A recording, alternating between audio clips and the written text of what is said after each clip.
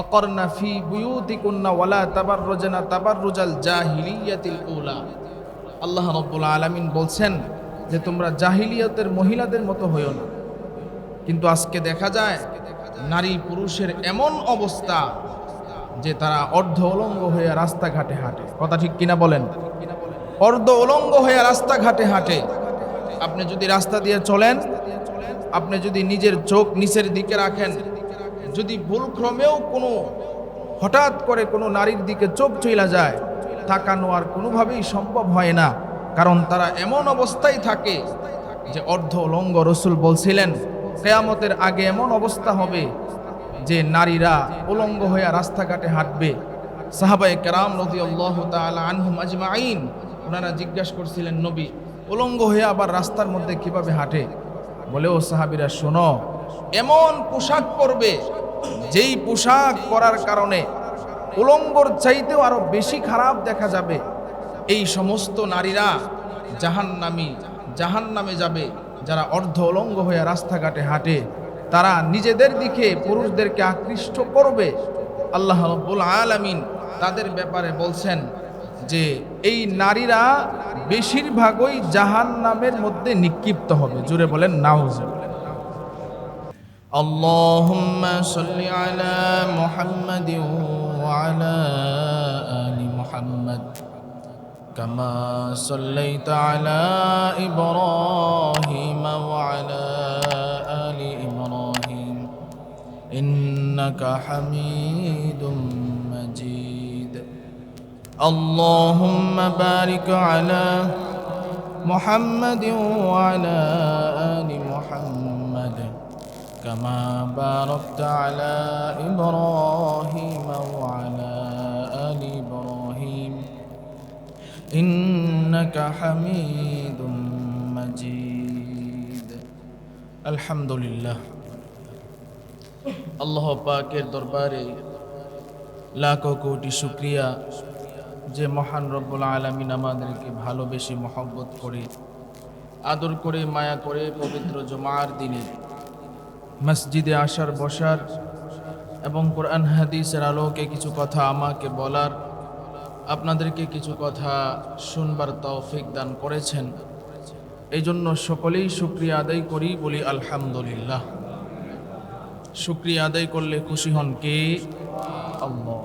আজকে আমাদের মতো কত মানুষ এই টাইমে এই সময়ে চুরি করতেছে, জিনা করতেছে, বেবিচারে লিপ্ত আছে না নাই?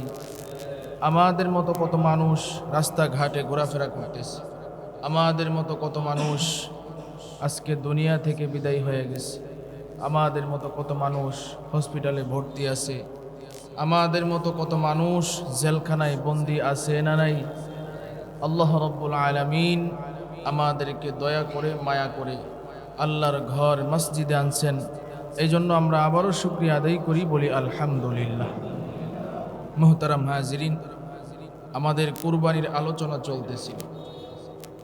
আমি আপনাদেরকে বলছিলাম যে কুরবানি এটার অর্থ হইল আল্লাহর নৈকট্য অর্জন করা, আল্লাহ তাআলার নৈকট্য অর্জন করা।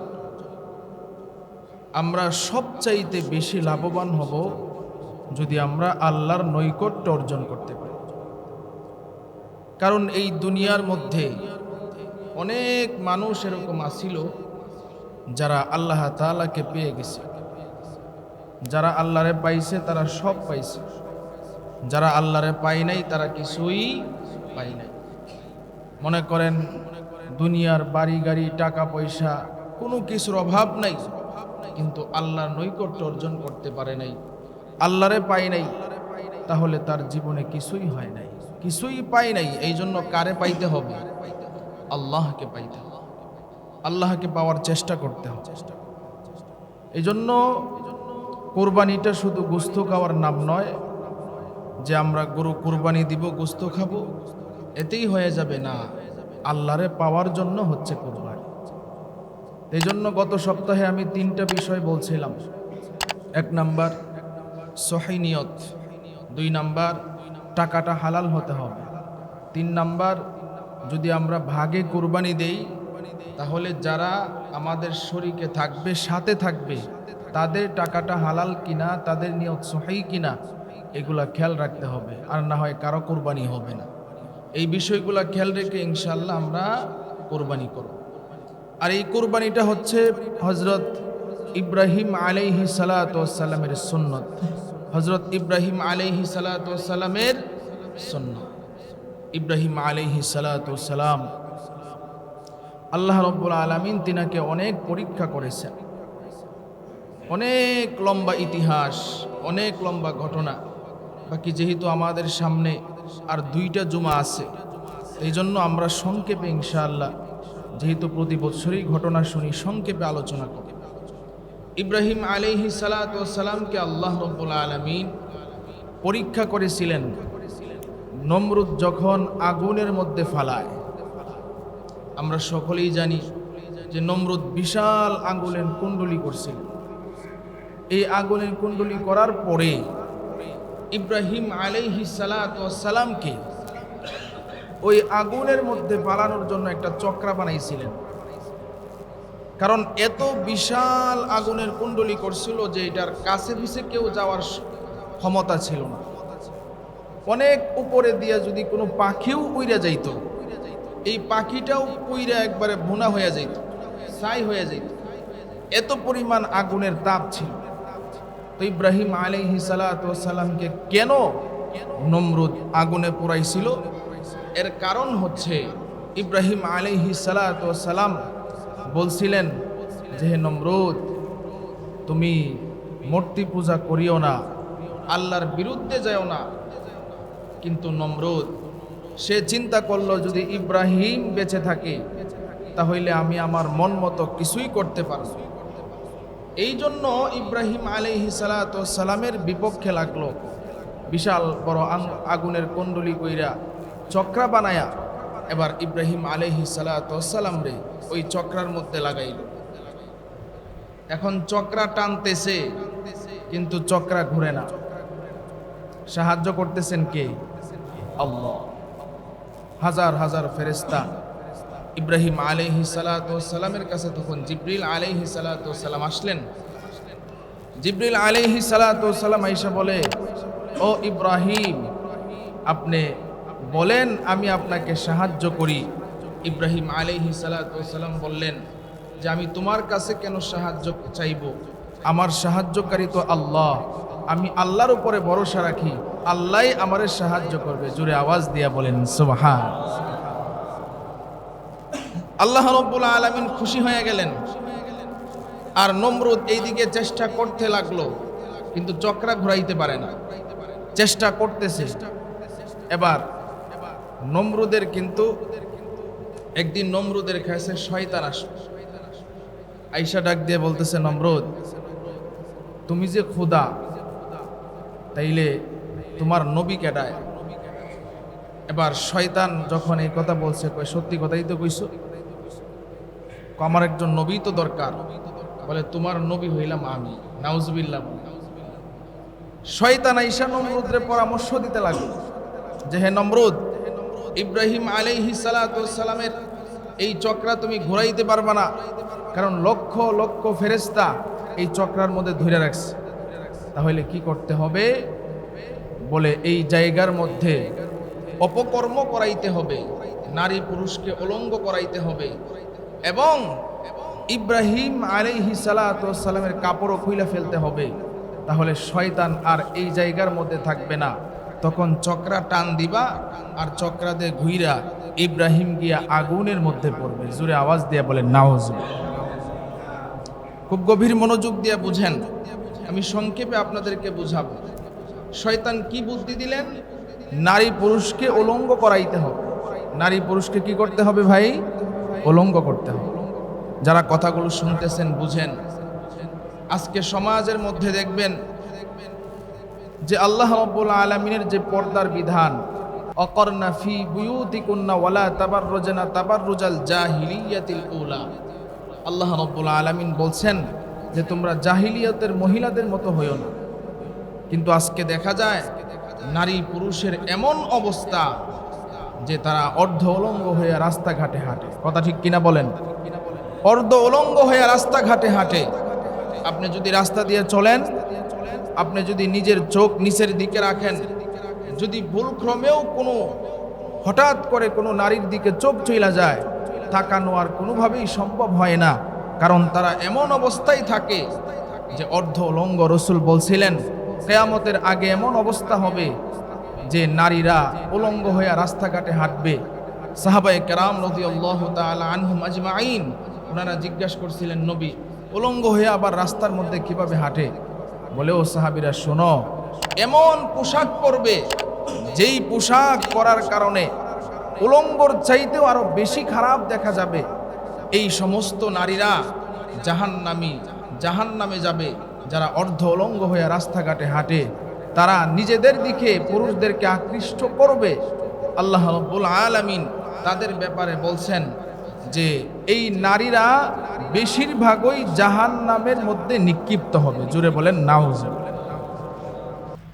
এই জন্য মা বোনেরা যারা শুনতেছেন, আপনারা একটু গভীর মনোযোগ দিয়ে বুঝবেন যে পর্দা করে আমাদের সকলের চলা উচিত, এটা ফরজ বিধান। এই সময় শয়তান থাকে, ফেরেশতা থাকে না কাছে। এই জন্য দেখবেন যে জায়গার মধ্যে অপকর্ম হয়, অন্যায় হয়, এই জায়গার মধ্যে যদি আপনি গিয়া বলেন ভাই এগুলা করা ভালো না, আপনি ভালো কথা বলতে যাইবেন কিন্তু আপনারে উল্টা বুঝাইয়া দিবে যে একটু রং তামাশা তো করাই লাগে। কথা ঠিক কিনা বলেন? কিন্তু অথচ আল্লাহর ভয় নেই। আপনারা এখানে সবাই আছেন, আমি বৃহস্পতিবারে তাহাজ্জুদের নামাজে দাঁড়াইছি, এত পরিমাণ গানের আওয়াজ আমার কানে আসতেছে যে আমি চিন্তা করতেছি, হারে তাহাজ্জুদের ওয়াক্তের সময় এখনো গানের আওয়াজ, অথচ তারা মুসলমান। বিয়া করাইতে হবে গান বাদ্য বাজানো, এটা কি ফরজ? নাকি গান বাদ্য বাজাইলে কোনো সওয়াব হবে? বৃহস্পতিবারের ঘটনা বলছি, মোটামুটি খোঁজখবর নিয়ে দেখলাম যে মুসলমানেরা করছে। আজকে ফজরের নামাজের সালাম ফিরাইলাম, সূরা হাশর মস্ক করাইতেছি, এর মধ্যেও গানের আওয়াজ আসছে, ওইটা আবার আরেক দিক থেকে আসছে। তাহলে চিন্তা করেন, আজকে নামাজের মসজিদ কাছাকাছি, এখানে গানের আওয়াজ পাওয়া যায়। তাহাজ্জুদের ওয়াক্তের সময় মুসলমানদের বিবাহের গানের আওয়াজ পাওয়া যায়। তাহলে এই জাতি শান্তিতে কিভাবে থাকবে বলেন? এই জাতি শান্তি কিভাবে পাবে বলেন? আজকে শয়তানের কাজে আমরা মশগুল হয়ে গেছি। আল্লাহরে পাওয়ার জন্য আমাদের ভিতরে চেষ্টা মেহনত নাই। এই জন্য ভাইয়েরা আমার, এই সমস্ত বিবাহের মধ্যে গান বাদ্য বাজানো, এগুলা আমি আগেও বলছি, এগুলা যদি বাজান বিয়ার মধ্যে বরকত হবে। আপনার ছেলের বিবাহ করান, মেয়ের বিবাহ দেন, এর মধ্যে গান বাদ্য যদি আপনি বাজান তাহলে আল্লাহ বেজার হন। অধিকাংশ সংসারগুলোতে অশান্তি হয় যে মাত্র 1 মাস 2 মাস হয়েছে বিবাহ দিছে, এখন অবস্থা এমন খারাপ যে সংসার ভাঙ্গা ভাঙ্গা অবস্থা। এগুলার কিছু কারণ আছে। এগুলার কারণ হইল যে একটা হালাল জিনিসকে যখন আপনি হারাম করবেন তখন এটার মধ্যে আল্লাহর বরকত থাকবেন, এটার মধ্যে আল্লাহর বরকত পাওয়া যাবে না, যার কারণে সমস্যা বেঁধেই যায়। এজন্য আপনাদের হাতে পায়ে ধরে বলবো যে গান বাদ্য এইগুলা শয়তানের কাজ। এইগুলা দিয়ে আপনি মনে করেন আপনার ছেলে মেয়ের বিবাহের সময় আনন্দ করবেন, আল্লাহর ফেরেশতা ওই বিবাহেতে থাকবে না, শয়তান থাকবে। কথা ঠিক না বে ঠিক বলেন? তাহলে আমরা মুসলমান হয়ে আমরা কি চাই যে আমাদের হালাল যেই অনুষ্ঠানগুলো আছে, বিবাহের অনুষ্ঠানে আমরা গান বাদ্য বাজাবো, তাহলে শয়তান আসবে, এগুলা করা যাবে না। তো ইব্রাহিম আলাইহিস সালাতু ওয়াস সালাম চক্রার উপরে শয়তান এসেই বুদ্ধি দিল। নমরুদ তখন তার পিতা আজরকে বলল, হে আজর, তোমার সন্তানের কাপড় তুমিই খোলো। ইব্রাহিম আলাইহিস সালাতু ওয়াস সালামের পিতা আজর এবার নমরুদ যখন অর্ডার করল, ইব্রাহিম আলাইহিস সালাতু ওয়াস সালামের পায়জামা ধইরা টান দিল।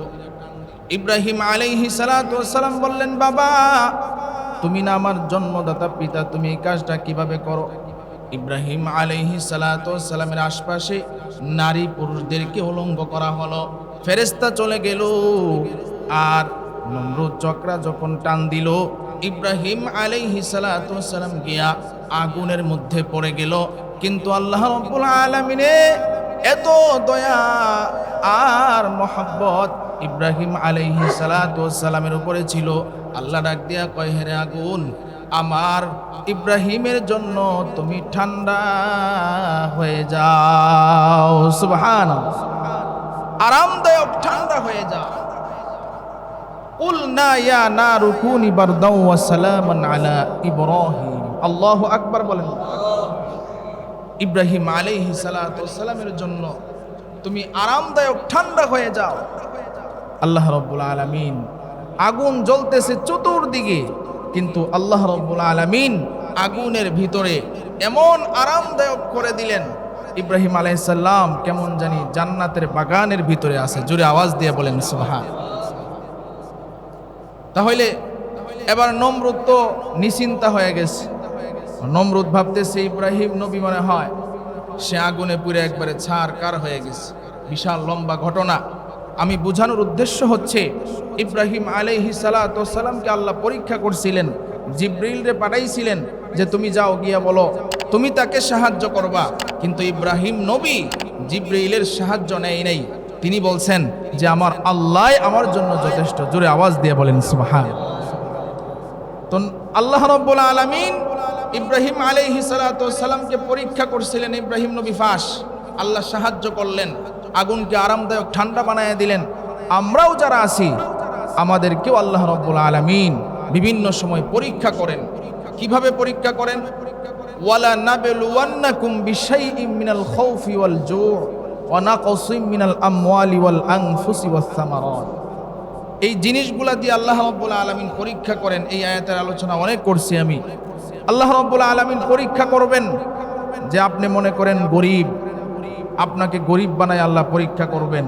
আপনি ক্ষুধার্ত, আপনার পেটের ভিতরে খাবার নেই, আপনি চিন্তা করবেন আমার পাশের ঘরের মানুষ খাবার নষ্ট করে আর আমি খাবার পাই না। এটাই আল্লাহর পক্ষ থেকে আপনার উপরে পরীক্ষা। আল্লাহ দেখবেন আপনি আল্লাহর উপরে রাজি খুশি থাকেন কিনা। কথা ঠিক কিনা বলেন। এই যে আমাদের এবার অনেক কৃষি মানুষের জমি নষ্ট হয়ে গেছে, ধানের ফলন নষ্ট হয়ে গেছে, এটাও আল্লাহ তাআলার পরীক্ষা। আল্লাহ রাব্বুল আলামিন পরীক্ষা কোনো সময় ফসল দিয়া করবেন, দেখি আমার বান্দা আমার শুকরিয়া আদায় করে কিনা। আবার কোনো সময় ফসল নিয়ে পরীক্ষা করবেন যে দেখি আমার বান্দার ফসল আমি নিয়ে গেলাম। আল্লাহ রাব্বুল আলামিন পরীক্ষা করবেন আমার বান্দা আমার উপরে রাজি খুশি থাকে কিনা। কথা ঠিক কিনা বলেন। যে আল্লাহ দিলেই আলহামদুলিল্লাহ খুশি, না দিলেই একবারে আল্লাহরে বকতে বকতে শেষ। গ্রাম অঞ্চলে অনেক মহিলারা আছে যে আল্লাহরে গালিগালাজ করে, আছে না নাই বলেন।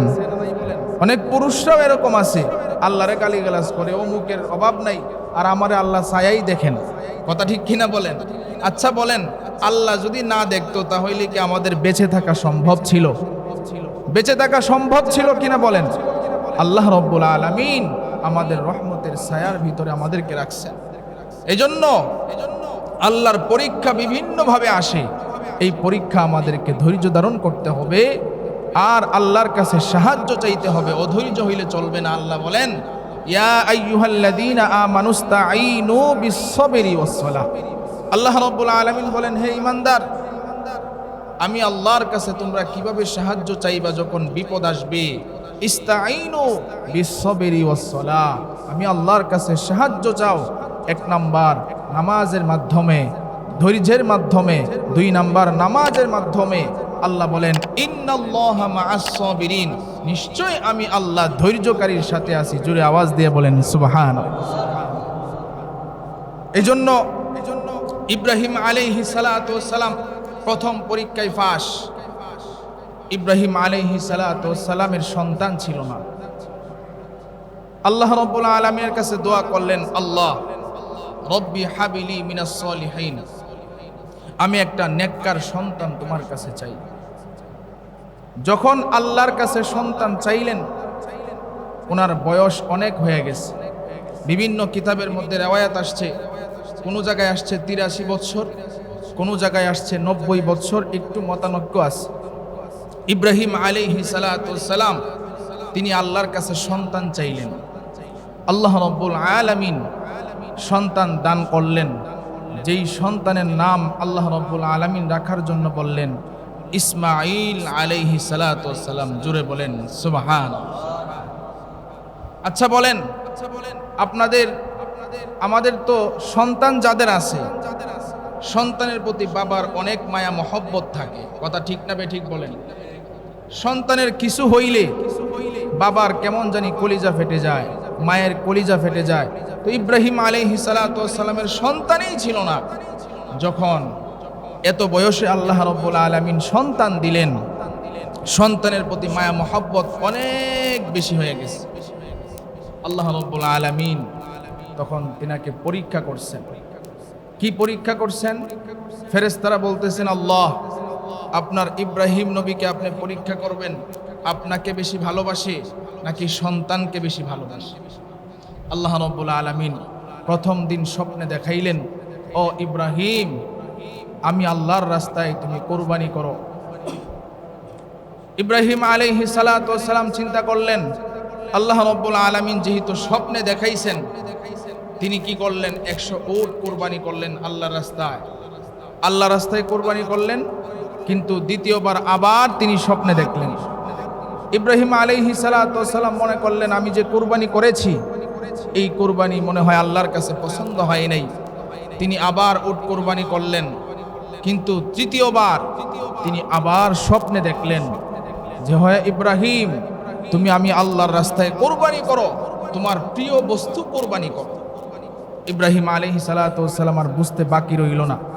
এর আগে আল্লাহ রাব্বুল আলামিন নির্দেশ দিয়েছিলেন যে ওনার সন্তানকে বনবাসে দেওয়ার জন্য।